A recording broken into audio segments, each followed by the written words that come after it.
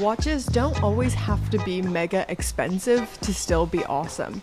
In fact, getting into watch collecting, which I've unfortunately done, begins to kind of skew your idea of what is expensive. You get so used to seeing watches at crazy prices like $10,000, $30,000 that you forget spending $2,000 to $5,000 on an item that your iPhone can do better is already completely insane.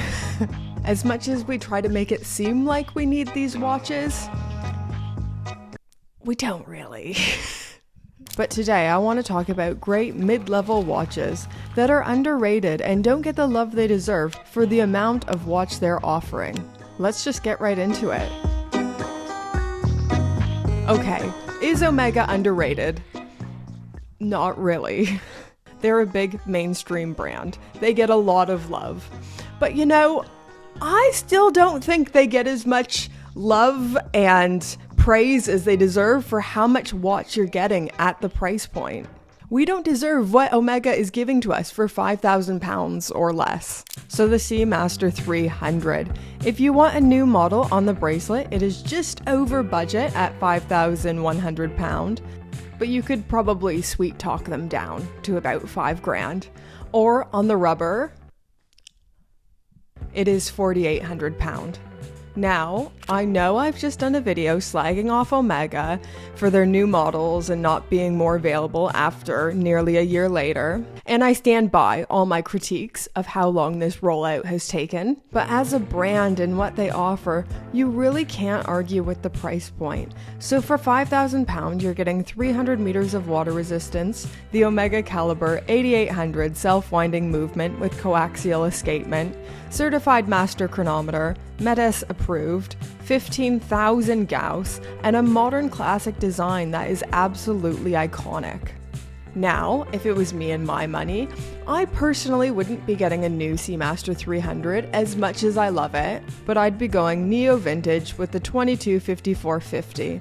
A friend of mine let me borrow this watch last year, and I cannot get it off my mind. £2,500 on Chrono 24, sword hands, smaller helium escape valve. I personally prefer the older bracelet.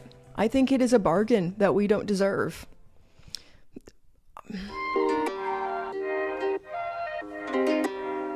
Okay, next we have Grand Seiko.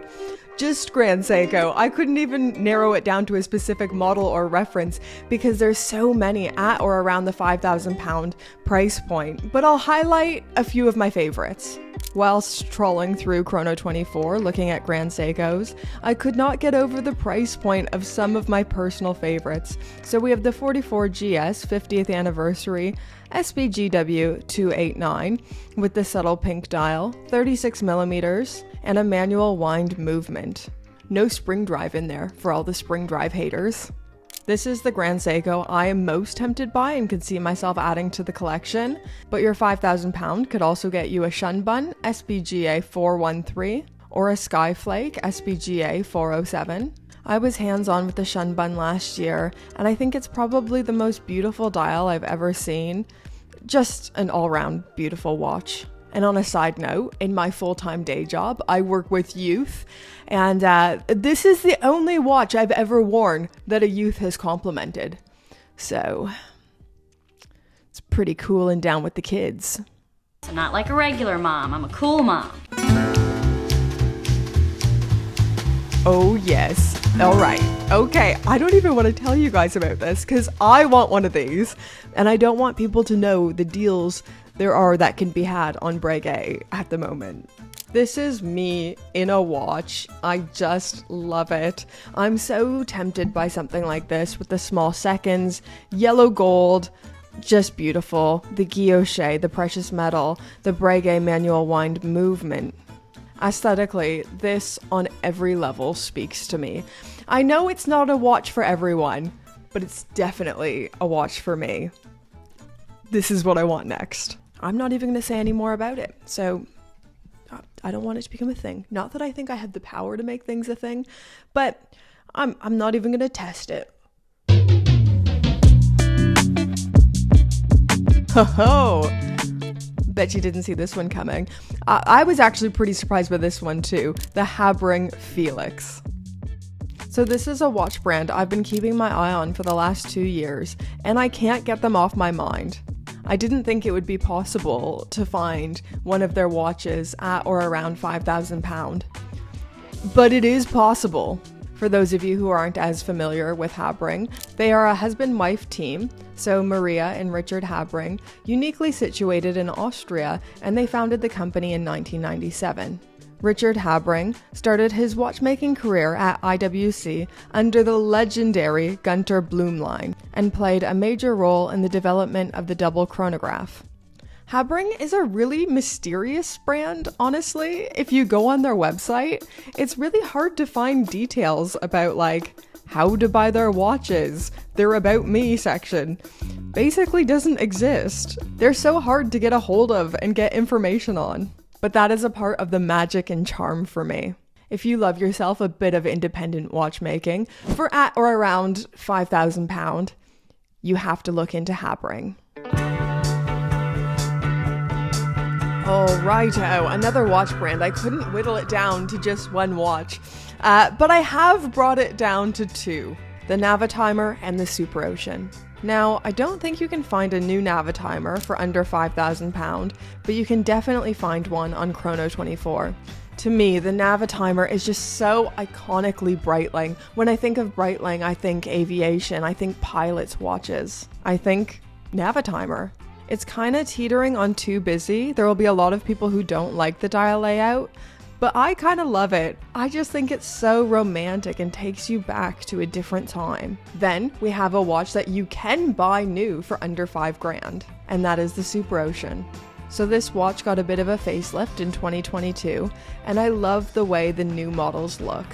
Another one that I know isn't for everyone, but if you like it, you like it. There are so many size options, color options, different configurations. If it was me and my money, I'd be getting the 42mm option on the bracelet, and weirdly, don't judge me, but the yellow dial. I don't know what it is, but this yellow dial is really doing it for me. I know, it's not the one I would expect to love so much, but something about it is working for me. For something a bit more classic, there's the blue dial variation, or a white. But I don't know, spice it up, get something funky. Okay, so if you follow my channel, you know I am an absolute Nomos wanker.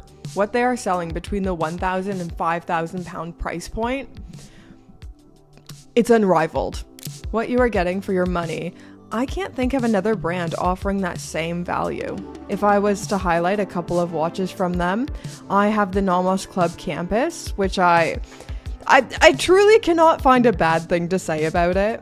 I have this model in the pink, bold color for a bold gal, but this is my favorite watch in the current Nomos catalog. Go anywhere, do anything specifications, get in. And the Tetra is another watch that doesn't really get the love I think it deserves. I think it is so unique and quirky and charming. I've always had a bit of a thing for square and rectangular watches. I know they aren't for everyone, but this is just so goofy and lovely. I don't know, it's just so uniquely Nomos.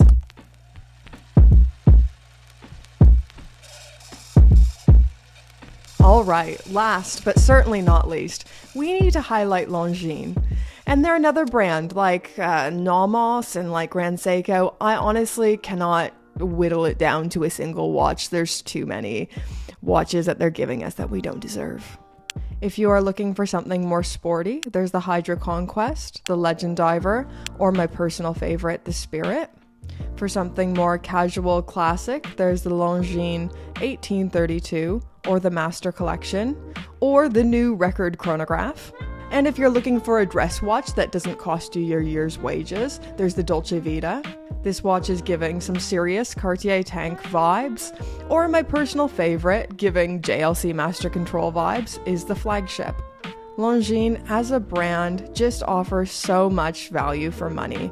Great designs, great build quality. You can't argue with it.